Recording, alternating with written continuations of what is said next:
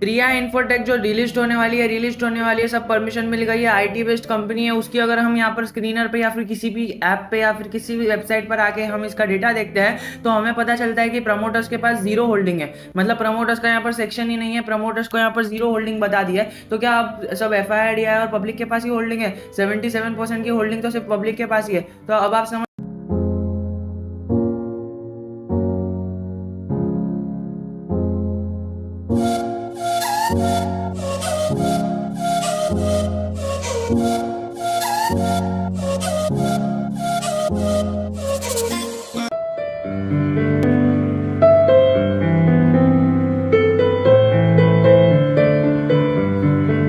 सकते हो कि क्या करना है अभी इसमें। कई सारे लोग पैनिक हो गए होंगे और कई सारे लोग सोच रहे होंगे कि मैं अभी इसके अंदर शॉर्ट एंट्री ले लेता हूँ, फिर बाद में हमारा जो 10x प्राइस हो जाएगा, यानी अभी जो हमारे पास यहाँ पर अगर हमने 10 रुपये इन्वेस्ट किए तो वो 100 रुपये हो जाएंगे।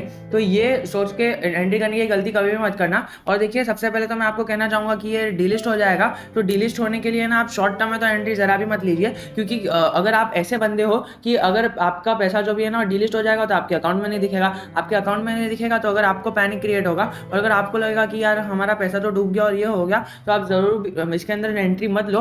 ओनली बिकॉज ये देखिए, आपके अंदर पैनिक नहीं क्रिएट होना चाहिए। सबसे पहली बात तो देखिए, ये किसी को नहीं पता कि डिलिस्ट होने के बाद रिलिस्ट कभी हो जाएगा, लेकिन ये एक एस्टिमेट लगाया जा रहा है कि 1-2 महीने में हो जाएगा। अब आप समझ लीजिए 1-2 महीने आपके लिए बड़ी चीज़ है, बड़ी मतलब डेट है या छोटी डेट है। अभी कई सारे लोगों के लिए 1-2 महीने तो ऐसे ही निकल जाते हैं, बट कई सारे लोग 1-2 महीने मतलब 60 दिन बिना ट्रेडिंग के, 60 दिन में से भी अगर समझो 6 दिन है, फॉर एग्जाम्पल 5 दिन है एक हफ्ते में, तो 5 × 40 यानी 40 दिन बिना ट्रेडिंग के, तो हम कैसे रहेंगे।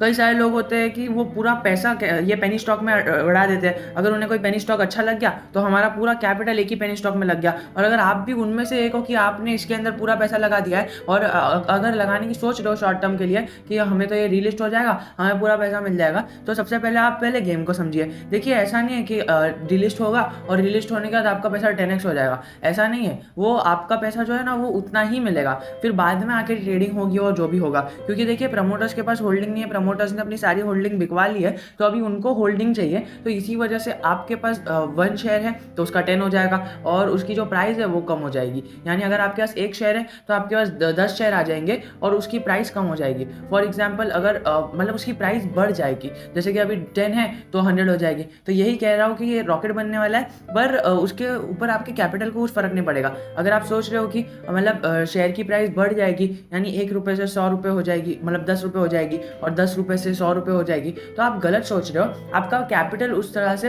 एडजस्ट हो जाएगा और आपने जितना इन्वेस्ट किया था आपको उतना ही मिलेगा। बस फ़र्क ये हो जाएगा ना कि उसका जो है वो प्राइस बढ़ जाएगा और आपको लगेगा कि महंगा हो गया है। देखिए, महंगा कोई नहीं होता है, महंगा बिजनेस होता है, महंगा पीई होता है, और महंगा शेयर की प्राइस कभी नहीं होती है। इसके लिए तो यूएस स्टॉक मार्केट में आप है ना स्टॉक की एक प्राइस भी खरीद सकते हो। जैसा कि आपने सुना होगा कि 100 रुपये में बिटकॉइन खरीद लो, तो 100 रुपये का एक बिटकॉइन नहीं मिल रहा है आपको, आपको बिटकॉइन का एक टुकड़ा मिल रहा है। उसी तरह एप्पल की कंपनी या फिर अपना ये है वॉरेन बफे की जो बर्कशायर है कंपनी, उनका कंपनी का देखिए कितने 7-7 करोड़ के उनका एक शेयर है। तो क्या 7 करोड़ देके कोई एक शेयर लेगा? नहीं। अगर हम जैसे इन्वेस्टर्स को उसमें इन्वेस्ट करना है तो हम 100 रुपये से भी इन्वेस्ट कर सकते हैं। तो ये इंडियन स्टॉक मार्केट में नहीं है, बट फिर भी मैं आपको बता रहा हूँ कि यस, कोई भी स्टॉक महंगा नहीं होता है, कोई भी स्टॉक सस्ता नहीं होता है, हमें उसकी क्वालिटी देखनी होती है। और पेनी स्टॉक्स में हमेशा हमें है ना कचरा मिलता है, यानी कचरे के भाव में कभी एक सोना पड़ा हुआ मिला तो मिल गया, लेकिन कचरे का ढेर इतना रहता है कि सोना तराशने में बहुत टाइम लग जाता है। और अगर सोना तराश भी लो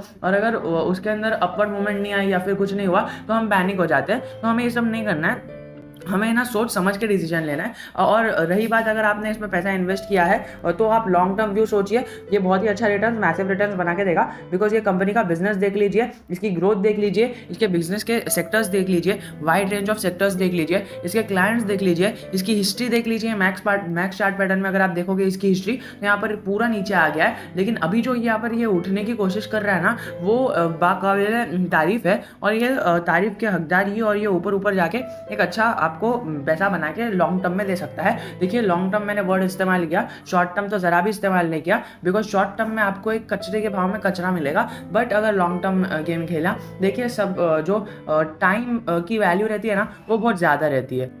पैसे की वैल्यू नहीं रहती है, टाइम की वैल्यू रहती है। जितना लंबा आप इन्वेस्ट रहोगे उतना लंबा आपका पैसा ग्रो होगा। अब देखिए मैं आपको एक चीज़ बताता हूँ, अगर आपने 15,000 रुपये पर महीने, हाँ, हर महीने 15,000 रुपये स्टॉक मार्केट में लगाए किसी भी स्टॉक में, और आपको एनुअली 15% का ग्रोथ ऑफ रेट इंटरेस्ट मिल रहा है, और अगर आपने वो 15 साल के लिए लगाया, ठीक है, तो 15,000 हर महीने 15% का annually growth rate of interest, compounded growth rate of interest CAGR, और आपको मिल रहा है कितना, 15 साल के लिए लगाया, तो आपका वो वैल्यू हो जाएगी 1 CR, ओके, 1 करोड़ हो जाएगी 15 साल के बाद। बट अगर आपने उसको है ना 15 नहीं 30 साल लगा दिया, तो आपका ये 1 CR का 2 CR नहीं होगा, आपका 1 CR का 10 CR हो जाएगा। मतलब आप समझ रहे हो कि कितना डिफरेंस है। आप एक बार एक अंदाजा लगा लीजिए कि कितना डिफरेंस है। मतलब हमने पहले 15 साल में इन्वेस्ट किया तो हमारा ये वैल्यू हो गई 1 CR, बट हमने और 15 साल लगाया तो वो हो गई पूरा 10 CR। तो आप समझ सकते हो कि कितना बड़ी वैल्यू हो जाती है कंपाउंडेड